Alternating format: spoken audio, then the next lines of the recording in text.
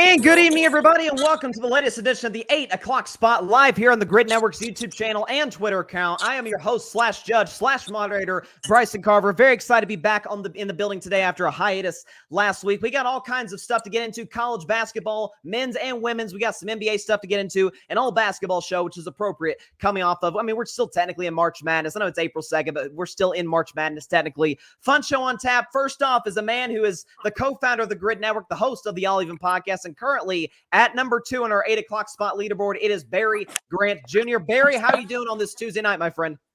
You know, as the creator of this show, I come here most of the time, when I'm on this show and say that I am the creator of this show. I should be number 1 by default regardless. Oh. But, I will get there. I will get there after the show. I'll be fine. I am not in a good mood. I'll tell you that right now. I'm coming in surly. I'm coming in hot. My Mets suck. All right. Duke lost. Again, they shouldn't have lost. I am not in a good mood, and I'm ready to be on the attack tonight. I love that because, listen, the Mets always suck. That's called Major League Baseball history. And Barry was about to pounce all over me on my Tennessee Vols getting knocked out of the Elite Eight. We'll talk about Zach Edey later. And then Duke Blue Devils lost to the 11th seed in the NCAA tournament, who shouldn't have even got in until they made a crazy run. So, You could zip it, Barry. Neither of us are feeling terribly well about ourselves after our teams lost on Sunday. Nonetheless, we move on to a newcomer to the 8 o'clock spot. It is Keith Nandin, a special guest, the 8 o'clock spot. Keith, we were talking before the show, getting acquainted with each other. How are you doing tonight, my friend? I am well, you guys. I am well. Just want to thank Barry for letting me come on, shoot the you-know-what with you guys and talk some sports. And I remember from Barry, me and Barry rarely agree on anything, so it should be fun. I love that. That's what makes the show fun, is the back and forth. There we go. Yeah. It's going to be good stuff. So very excited to have you on. And back on the show once again is a multi-time champion of the 8 o'clock spot. It is the host of the Fan Perspective podcast, John Rivera. John, how you doing tonight, my man? I'm good. I'm blessed, man. I like that multi-championship. You got a ring to it, so let's add another one to it, We'll see. You're high up on the leaderboard, so an opportunity to kind of close the gap between yourself and the leader. So it should be fun, no question about it. Let's look at our leaderboards real quick before we get into our first topic. After Tim Barnard finally broke the curse, you see him finally kind of move up the list there. But Mike Guido in first, Barry Grant Jr. in second by a slight margin. Then you got Alfred Parsar Jr., Dalton Brown, Devin, John Rivera, Adam Bessie, Tim Barnard, Dylan Lima, EJ Savage, Ryan Flowers, Anthony Bessie, Alex Johnson, and Eric Van Letten at the bottom of the list. Let's go into our rules for our first round topic. It's quite simple, ladies and gentlemen. A great take gives you 200 points. A good take gives you 100 points. An okay take gives you 50 points. And a bad take, you come home empty-handed with 0 points. The most watched college basketball game in the history of ESPN on the women's side was played last night with the Iowa Hawkeyes knocking off LSU, the defending champion LSU Tigers, in a rematch 94-87, and won Caitlin Clark. All she did, as being the superstar of college basketball right now, is drop 41 points, dish 12 dimes, and get 7 rebounds in this basketball game. She controlled every aspect of it and was simply fantastic. This game, by the way, was watched by 12.3 million people, again, making it the most watched women's college basketball game of all time. I will start with you, Barry Grant Jr. We talked about on the 8 o'clock spot a few weeks ago, like where does she rank and all this. More specifically, though, because there's been a lot of debate about this, does she need a title? But what would a title mean for Caitlin Clark if she were to go all the way with Iowa? I think it's an icing on the cake of a, spectacular college career. I think that a title goes a long way with moving her into, I guess, the top 2 of all time in regards to women's basketball players of all time. You can be able to say that. My biggest thing was there's been so many great college players before her on both sides that to say that she's, in the top 10 is a stretch, but you can say that she's definitely in the top 3 in regards to women all time. So yeah, all she's doing right now is kind of stamping her legacy further as one of the best women's college basketball players that ever walked the planet. So, shouts to her. I'm looking forward to seeing her, do what she does in the national title game. But that game ain't going to be no slouch game. I'll tell you right now. So we're going to see how that goes. Yeah, that back and forth between her and Paige Beckers is going to be something to see. Obviously, with UConn winning yesterday against USC to advance to the Final Four, which will be playing on Friday. And you mentioned kind of her stepping up to the moment. I saw stats saying that in all games past the Sweet 16 that she has played, she averages like 38 a game on 50, 40, 90 shooting. Just insane numbers. And we know the range that she showed last night, just hitting unbelievable shots across the board. So Barry Grant Jr., you will start tonight in this 8 o'clock spot with a good take, get you to 100 points here to start the night. A good take for Barry Grant Jr. Moving to Keith Nandin right now, your very first take in the 8 o'clock spot. Look, curious what you have to say here. What does the title mean for Caitlin Clark if she wins the national championship this week? Well, I just want to start with saying that was history for me in a sense that was the first time I ever watched a women's college basketball game from beginning to end. And it had nothing to do with the fact that I may or may not have wagered on the game. But having said that, she is, a championship, she's the GOAT.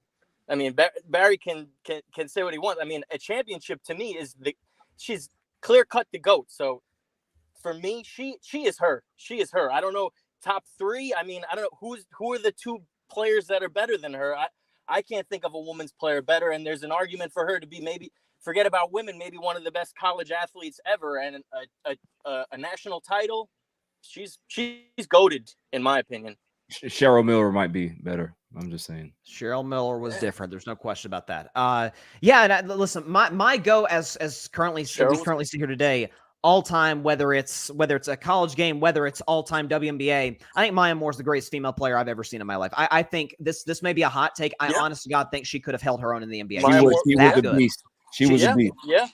And again, she retired from the game, for much greater cause. But had she continued, like she would have won even more championships, even more MVPs. But nonetheless, what you said about Caitlin Clark is true. Like you sort of talked about how you watch the game from start to finish. That's because she's drawn in so many more people to women's college basketball, as has Angel Reese, as has Paige Beckers, Juju Watkins.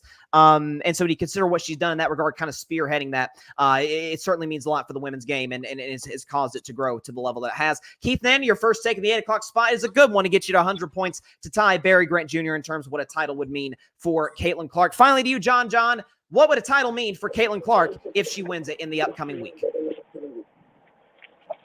Man, a title for her, well, I would agree with him. Will make her the greatest of all time because you got to think, she's not at a big school, man. She's at Iowa. Like, Iowa known for football, and they don't even score a lot of points, you know what I mean? And they go for corn. But, yeah, she'll definitely be the greatest of all time, especially through this. She's even got the best team, bro. Like, all these people will transform the portals to go to LSU. They beat LSU from last year's national championship, This year she'll have to go through one of the top programs of all time, which is UConn, and that dominating force. So if she was to beat them and then beat the other upcoming, the Alabama basically of college football, of college women's basketball now, that the new up and coming in South Carolina, come on, man. She'll definitely be the GOAT. She's doing all these accolades, man. Kids want to be here, bro. Like, she's doing everything right, man, and she's breaking records. So with all that being said, man, if she gets this national championship and going through all the obstacles that she went through as far as competition and everything and not being at a big school, that'll definitely put her as #1 college female athlete of all time.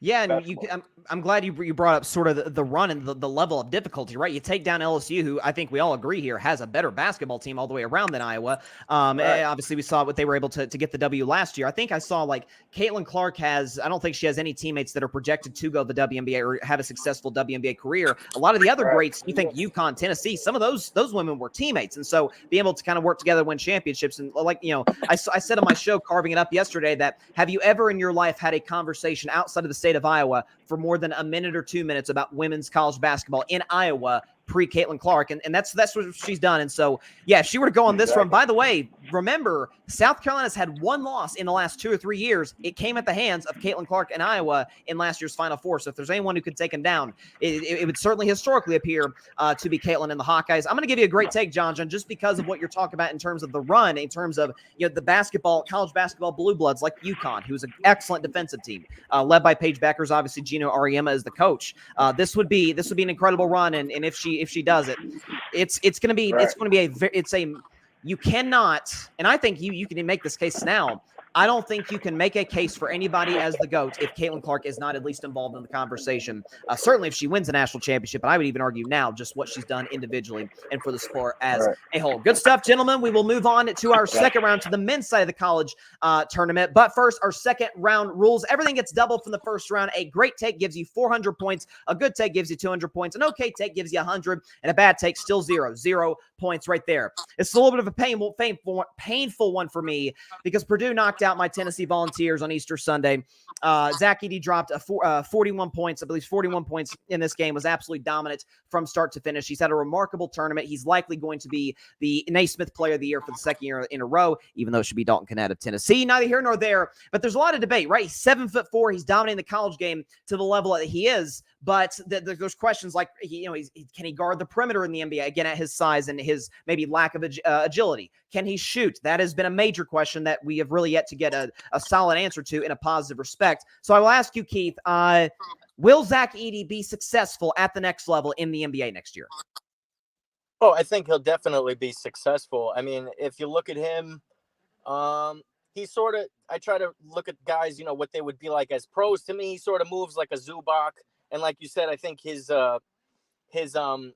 defense is probably going to be the weakest part of his game. But I think he could go into the NBA tomorrow and he could give you a double-double. He seems like he's got the skills to score in the post, just defensively and in transition. He's going to get hurt running up and down the court a little bit, but without a doubt, in the half court, he can score.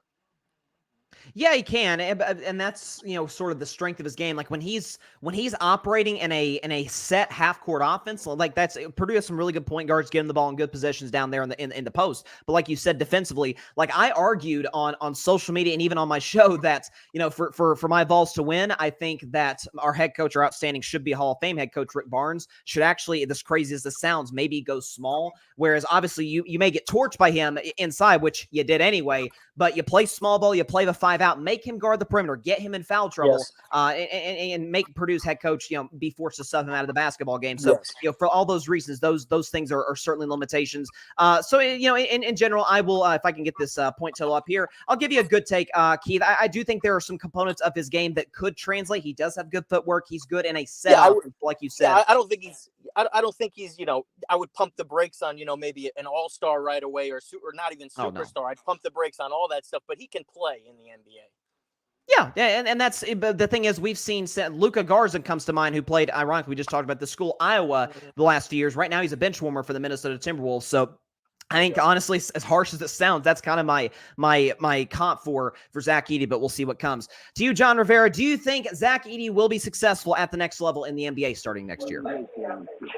Well, first and foremost, if you make the league, you're successful, man. Like, you won. Like, that's your childhood dream to just make the league in general. But you got guys that, have good runs or whatever, Doug McDermott, Duke's guy over here, Barry Grant, Grayson Allen, like some type of players, like Grayson Allen sucks, but some type of players that still, be on the NBA roster. So a success, like I said, is making the NBA in general. So he could be a good role player, you know what I mean? As long as he can shoot, these days, man, like going to Caitlin Clark, like as long as you can shoot, bro, you can be on the NBA roster, man. So definitely, he would definitely be drafted, and he'll make a good impact, you know what I mean, on a, say like a veteran team, because he won't go top 10 or nothing like that. So if he goes in the teams, he can go to a team like Barry's Lakers or your Golden State, like, you know what I mean, add to a veteran team where he can play some good minutes, you know what I mean? Yeah, listen, I would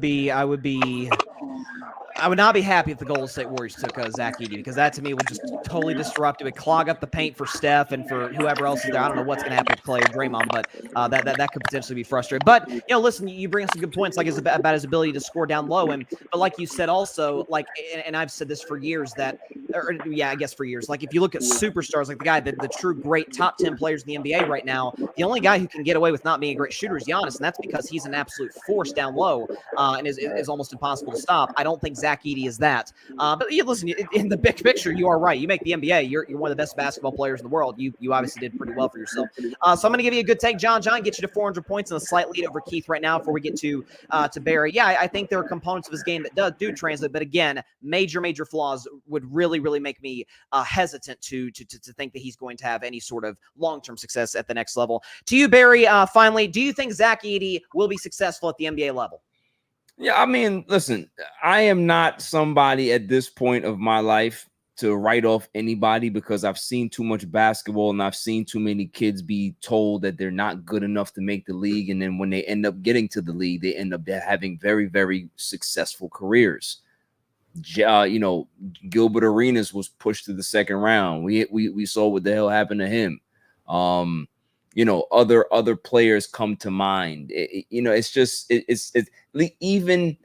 a guy like Brain Carroll that I said when he got drafted, right? Didn't think he was going to end up being what he is right now. And look where he is. Anthony Davis. When a guy like Anthony Davis got drafted, yeah, people thought that he was really good. But did they think that he was going to be as good as he is now? No. So we don't know what these guys are capable of. Even a guy like Tyler Hansborough, when he was in college, wasn't really heavy athletic, right? He was dominating in college, but he had a pretty solid NBA career. If you think about it, if you look at his numbers, right? He wasn't a superstar, but he was a damn good role player for many years. So that's pretty much all you're looking for, is a guy that has the IQ that Edey has. He's going to be able to adapt his game somehow. If he's not going to be able to be rim running big, he's going to be able to try to find his spot somewhere. He can shoot. He has some skill to him around the basket. So there's always going to be a place for a guy like that, especially because I think at some point the NBA is going to go back to having dominant bigs very soon. The game is it's always an evolving thing, but you always start to see little specks of the past come back a little bit. So I think I'm gonna see that, or we're gonna see that happen at some point, and a guy like Zach Edey is gonna be able to thrive in that particular situation.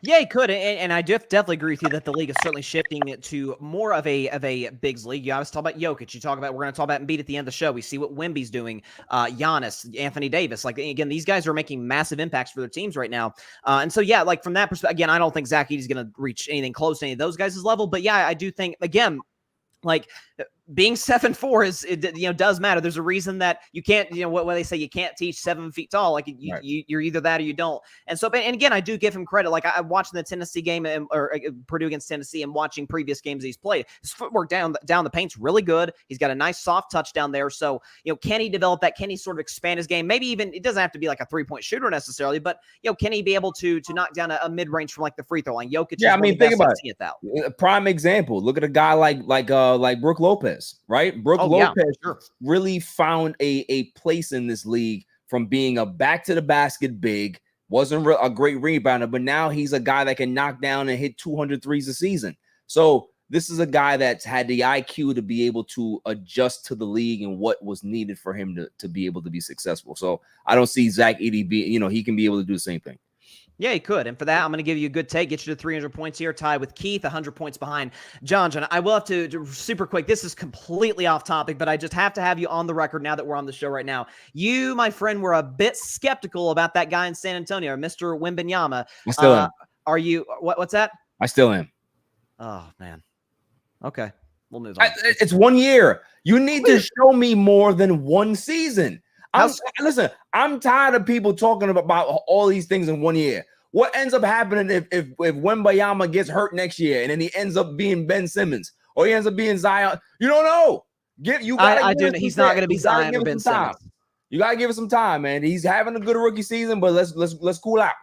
Let's relax. He's going to be one of the 10 best players ever when he retires. Calling it right now. Yeah. Okay. I'm just putting it on the record. Put it on the record. Real quick, we do have some comments here on the show. Our guy EJ Savage, who did host the 8 o'clock spot a few weeks ago. Shout out to him. Eddie, LOL. It's actually Edey. Shifting. Let's see. We got WBH Radio, Mr. Grant, shutting Barry out right now in the comments. The return of the bigs. Tell me about it. Yeah, there's no question. The league is definitely. Listen, you're going to have your Stephs. You're going to have your John Morants. Kind of your smaller players. Be successful. But by and large, the NBA, you look at the greatest players ever. Look at the top 10 guys. Only Steph and Michael Jordan are 6'6" and below. Like everybody else is by and large big guys. One of them happens to be LeBron James. Let's get into our third round rules real quick. This is the last segment that everybody's going to be involved in before we get to our top 2 point getters. Everything gets doubled. A great take gives you 800 points. A good take gives you 400 points. An okay take gives you 200. And a bad take, you come home empty-handed with 0 points. To LeBron James of the Los Angeles Lakers, all he did was drop 40 points on the Brooklyn Nets. Did so on 13 for 17 for the field, including an incredible 9 for 10 from three-point range. LeBron James in this game, I saw this. This is unbelievable. Had the 9th most efficient 40-point game in NBA history. He also broke Michael Jordan's long-standing record for the most 30-point games in NBA history. In this season, as hard as this is to believe, he is shooting a higher percentage from three than one Steph Curry. Now, Steph obviously takes more threes and with a higher difficulty, but still, that is incredibly notable. LeBron shooting it at about a 41.5% clip. So I will start with you, John Rivera. On a scale of 1 to 10, how impressive was LeBron James' performance? Is that an MJ Funko Pop thing? Oh, boy. Yes, sir. Yeah, MJ, John. What's this got to do with MJ? I was just at the studio to start showing some of my things, like a kid, you know, some of my Jets helmets. Oh, nice. But yeah, man, anything LeBron do is special, bro. Like especially from his age, and especially he's not a great or the best 3-point shooter ever. Like, so to go shoot them type of threes, man, and still play at the higher level, man. What more can you say about him, man? Like you said, if he not one, he two. If he not two, he one. But that's whoever want to debate that. But yeah, man, he just, hey, like I said, what can you say, bro? Like, he's one of the best, if not the greatest of all time, man. And anything he do is not really impressive to me, I would say, because he done did everything, bro. Like, he done did everything. He did a Space Jam movie. Like, you know what I'm saying? Like, what can this man cannot do? What can he do? You know what I mean? He's gonna own a NBA franchise soon, like, you know, model citizen. So all I want him to do before his career ends is drop 70 and then call it a year. Would be. That's all. That's all I want him to do, man. That to end his career, man. Is like go out there and just do an MJ Kobe moment, and I mean just go to the rim and just dominate like the whole game.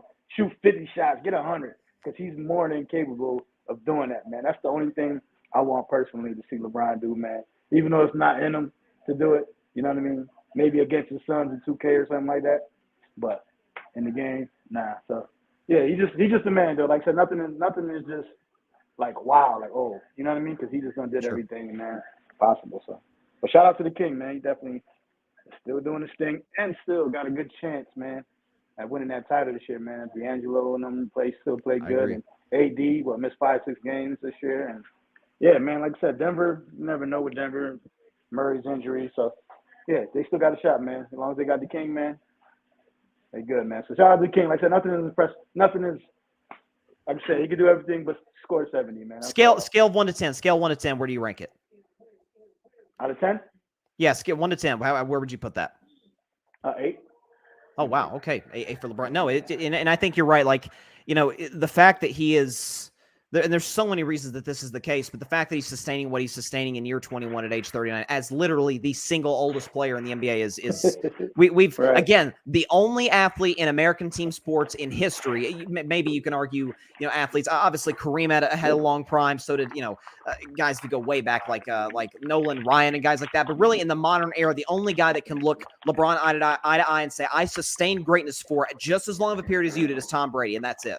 And so what we're seeing from him is simply incredible. So for that, John, if I can get this on the board right now, give you a good take. Do we have it? Good take gets you 800 points here. I think it's, again, you sort of hit on, like, when he continues to do this, we sort of do, after 2 decades, sort of start to run out of adjectives. Like, how are we really supposed to put this into context? Because we've never seen it before. So it's hard to really comprehend it.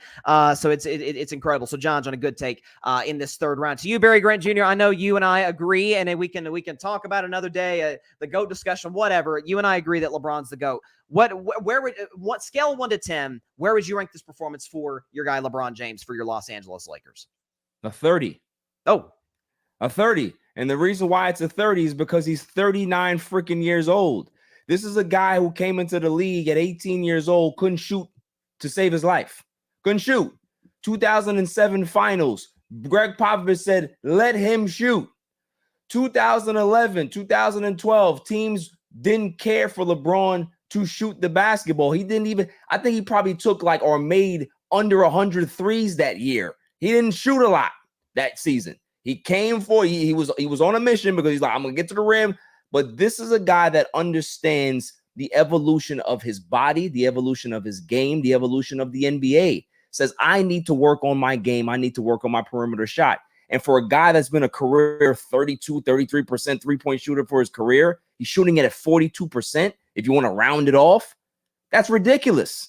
Like we're talking about things that this guy is doing at this age that nobody has even thought about doing in sports in regards to basketball. Outside of Tom Brady, outside of some other sports and stuff like that, this is not something that you're supposed to be doing at this age, right?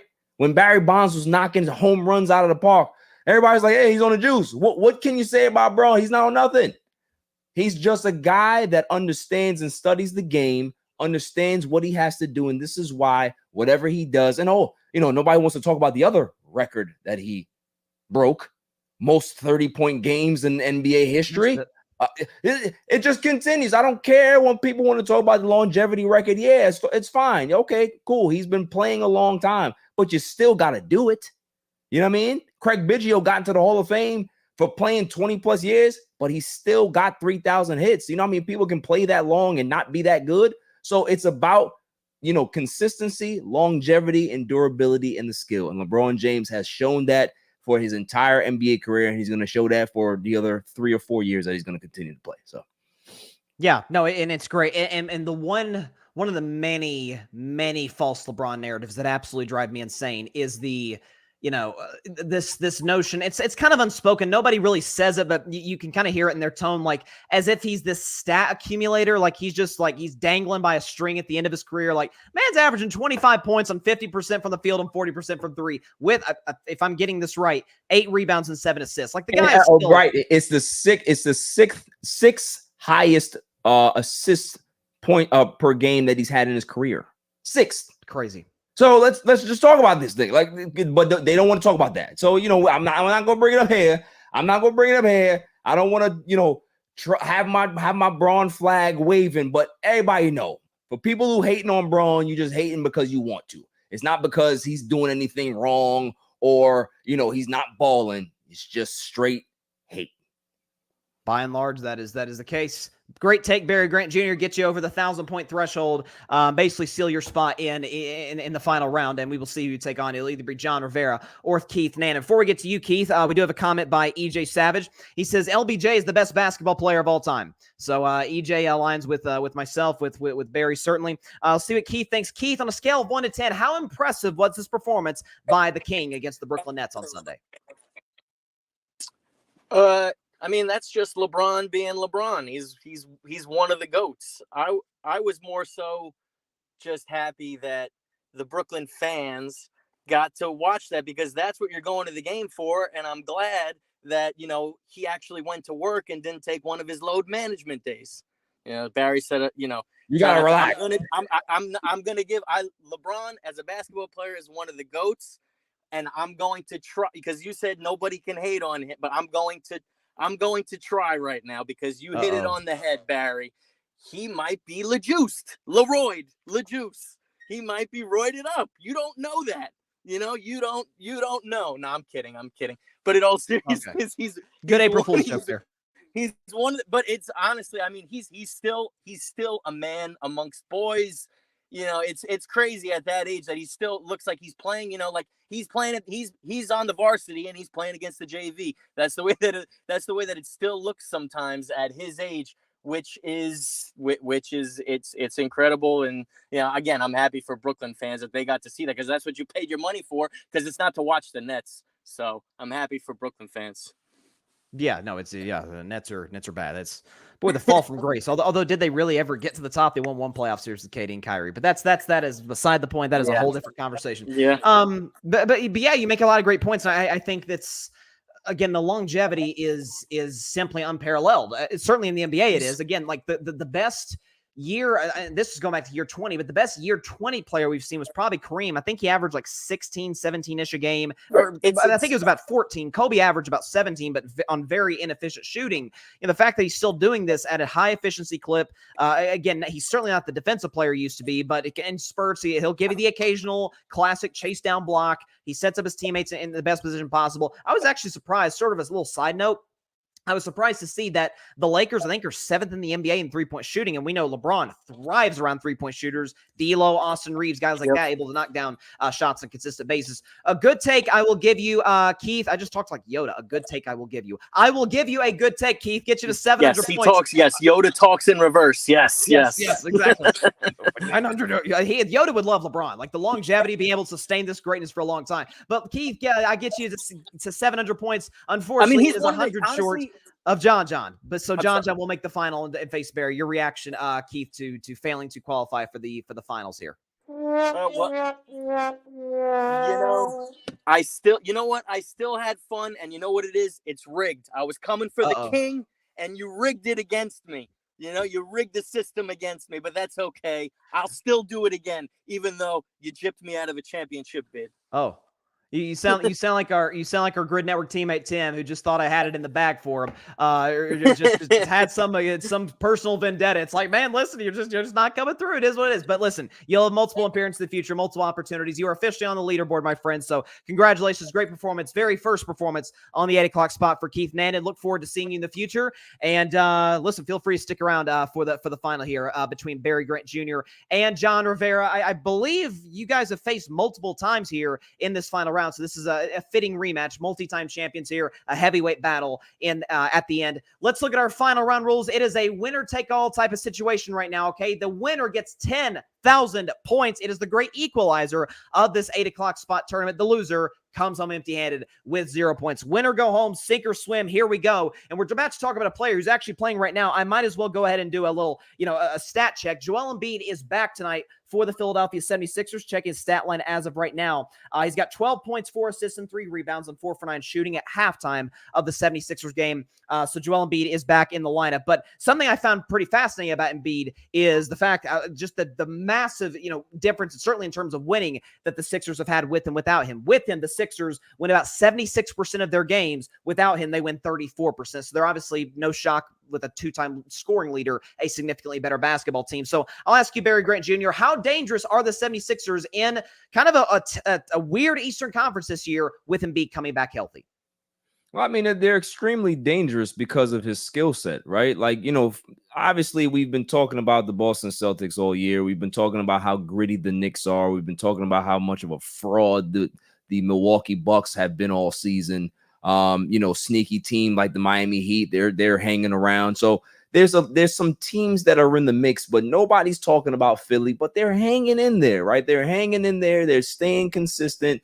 Maxey is a great player. And listen, although Embiid has had his struggles in the playoffs, you still have to worry about them, because when you got a guy like that, and if he can be able to tap into something or lean on a Maxey more in those situations and just be the complimentary piece, who knows? But you can't write them off in regards to saying, okay, well, Embiid is back, they're not going to do anything. They always tend to do good things in the first round. They tend to make it interesting into the second round, can possibly get into the conference finals. So they're always going to hang around there. So yes, you have to worry about them. You have to respect Embiid's game. You understand exactly what happens when he's on the court, is that he's a walking bucket and just a dominant force. So that being back into the lineup, the Philadelphia 76ers are 100% back into that conversation of, those are one of the teams you got to watch out for.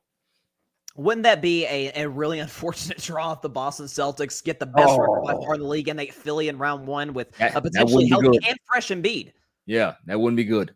No, it would be. And obviously Boston has beaten Embiid, I think, 3 times in the playoffs since he's been there. So obviously there's a history there. Boston's gotten the upper hand, but still, you'd much rather face like the Atlanta Hawks or something in the first round as opposed to play no defense, as opposed to the Philadelphia 76ers with the championship coach, by the way, Nick Nurse, and a solid roster to boot. To you, John Rivera, how dangerous are the Philadelphia 76ers with Joel Embiid coming back from injury? They're very dangerous, man. You're talking about the MVP of the league. You know what I mean? You're talking about one of the best players, top 3 players in the league, when healthy. Like, and just like y'all was alluding to, like Boston, you don't know what Boston was gonna do, man. They just blowing leads to Atlanta, like you saying. You know, I still don't believe in a coach. Like, that team is just funny. Like, they're just funny. I don't trust Boston, even though I still have them going to the finals, but I don't trust them at all. Trust levels? No. I have trust issues with Boston. Milwaukee, same thing. They got Doc. That's not helping. The Dame experiment. It's going to take a year or 2 if it works out. You know what I mean? That's game still gelling. Middleton is still not himself. Him and Clay is kind of equal. Like, they went from all-stars. Well, Clay was a lot better, but they went from all-star calibers to fighting to get a triple-double. Like, get me back in the game. And for points. This wasn't for a rebound or nothing. You got that. You got and like I said, the other teams, they're just not there. So with Embiid coming back, man, that team is the best coach in the Eastern Conference in my eyes. Nurse, like you said, championship, you alluded to right before. I was going to use that in my segment right here. He's the best coach in the conference.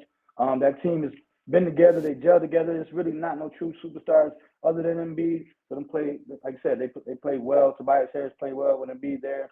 They hold the fort down since Embiid been, you know, away. Like I said, and that goes to coaching. That goes to the culture, man. Like I said, I believe more in Philly than I do all the other teams in the Eastern Conference. Like you said, Milwaukee, Doc Rivers, we know that. Like I said, Boston, we know how that train ends, you know what I mean? And what's the other team? Those two. Knicks. What's the other team in the East? Magic. Heat. Magic is one of them teams that's Sacramento. It's like they barely beat Memphis yesterday. Like, you know what I mean? So I'm not believing in them yet till they do something. The Knicks is definitely the sneaky team that you got to watch out for. But like I said, we're alluding to Embiid, yes, definitely. If he come back at least 85%, I'll probably have them you know, possibly going all the way, man. Like I say, he's definitely the force to be reckoned with, man, for sure. He is, and again, like I said, 2-time NBA scoring leader, obviously multi-time first team NBA guy, and last year's league MVP. And I got to admit to you, Nick, I do not think Nick Nurse is a better coach than Eric Spoelstra. Spo is the best. Spo is the best coach in basketball. Okay, listen. I apologize. It's just the Heat. They just one of them teams. You know, they sit in the corner. Nick Nurse is up there. He definitely up there, though. He is a very good coach. Yeah. I'm sorry, Spokes. Like I said, the Heat are the team. They just in the back of the club, just lurking. If somebody say something to them, they're gonna get at them. You know what I mean? That's a good analogy. So I apologize on that, but yeah. So he's second out in the Eastern Conference as far as playoff teams. Yeah, and I think, too, one thing that I think should be noted about Embiid is, and we'll see, again, I've yet to see the game tonight against Oklahoma City, but we'll see. We got to see how healthy he is, you know, kind of playing himself these last 7 games back into shape. We'll see if they're in the play-in tournament or not in the East. They most likely will be, but we'll see. But, you know, is he, you know, kind of the thing in the past has always been hurt, always had, you know, he's kind of worn down at the end of series. Well, he should have pretty fresh legs after being off for the last, 2.5 months. Maxey is a much more reliable 2 than James Harden, number 2 guy. Tobias Harris, good 3. You have the best coach you've had in your career in Philadelphia in Nick Nurse. And so I do think there's a certain level of pressure. If you get knocked out by it would be a massive, massive season failure if the Celtics don't, I would argue, win the finals, much less, certainly get there. So outside of Boston, and even I would argue, to a certain degree, Milwaukee, I think the expectations for Philly, shouldn't change to what they were at the start of the year, where we tinker with the roster. We're giving Maxey a much bigger role. And now we upgrade at head coach and put together a nice roster around him. And we have some assets, by the way, from the Harden trade where they fleeced the Clippers. And so, we'll see what they're able to put together. But both guys gave great takes. Both guys very thought-provoking. I always appreciate that in the final round. Really make it difficult to select a champion. But as we dial up the champion music, the champion this week of the 8 o'clock spot is, once again, Barry Grant Jr. is back on top in the leaderboard, wins the 8 o'clock spot. Once again. Give you the floor, villain. It's always good to go against my good friend John Rivera because I love him. I have nothing bad to say about John at any point that I've ever met this man. Right. However, I don't like when I have to face him in the finals because, it's like having to fight your brother. I don't like that. Right. However, as the creator of the show, I told you when I need to fix things, I need to get things back in order. You got to do it yourself. That's all it is. and I've restored order back to the 8 o'clock spot. My name is at the top, and I'm way ahead at this point. So I'm good. I'm good. You're ahead by a significant margin, but again, that's why we do the last round, the 10,000 point total. It really can kind of vault you up into the 8 o'clock spot leaderboard. There's no question about it. Looks like we got some comments here.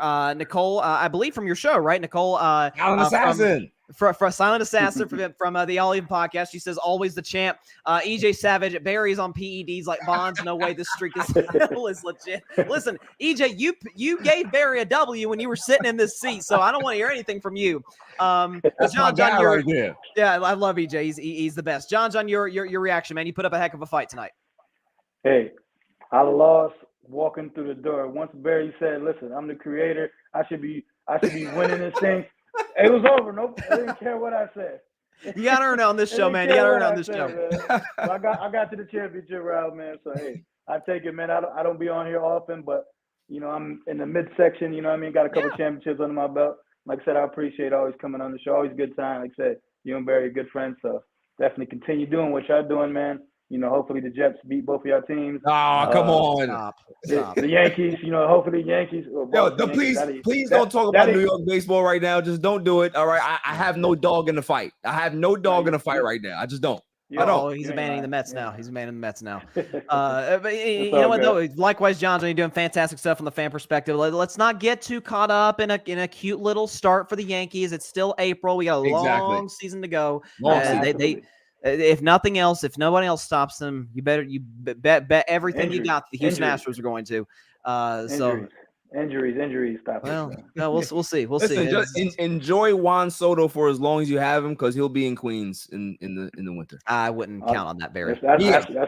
That's a wishful Mets fan always. Yeah. At least I can talk junk to the other side. My Jets ain't the greatest, so at least I can talk a little junk on this side. Neither of my Cowboys at this point. So yes, there's a lot of truth to that. But you know what, though, Barry, you said you'll appreciate this pseudo wrestling reference. I am not even close to the fan that you are, but didn't The Rock a few weeks ago say The Rock deserves it should be seating at the head of the table? Yes. That's kind of the energy that you're giving off right now. That's a great analogy that you just, and thank you for bringing that up, because obviously it's WrestleMania week and it's a big week. Me and my fiance are going to be there night one on Saturday. It's going to be great. Nice. And the way I handled this 8 o'clock spot, I am the final boss. That is true. I am the final boss. Okay. I come here. I make sure that I lay the law down, stretch the lead out, and I'm going to continue to stretch the lead out until it's literally, it can't be touched. And I can go away for about 3 months and still be fine. That's what I'm going to do. All right? I'll be here every week stretching this lead out. That's all I'm saying. Oh boy, he's about to reel off a LeBron 8 straight final streak right here. That's what he's going to do. we need somebody, Mike, if you're listening, and John right now on the show. Anybody listening that's within reach, you guys have to catch this man. You have to catch him. I'll be back, man. I'll be back. For sure. Appreciate you. Shout out to Keith making his first appearance in the 8 o'clock spot. Shout out to John Rivera putting up a great performance. And shout out to the champion, once again, Barry Grant Jr., the creator of the 8 o'clock spot. I guess right now it's only fitting. So there you go. All right, that is all the time we have for tonight's show. Appreciate y'all stopping by. Check out the 8 o'clock spot next Tuesday night at 8 p.m. Eastern, 5 p.m. Pacific time on the Gryd Network. We'll be talking March Madness. Both championship games will have been played. We got the NBA playoffs coming up. NFL draft stuff's ratcheting up. Very, very exciting month of April. A lot of stuff going on. So be sure to check us out then. Stay safe out there. God bless y'all. Peace out. Oof.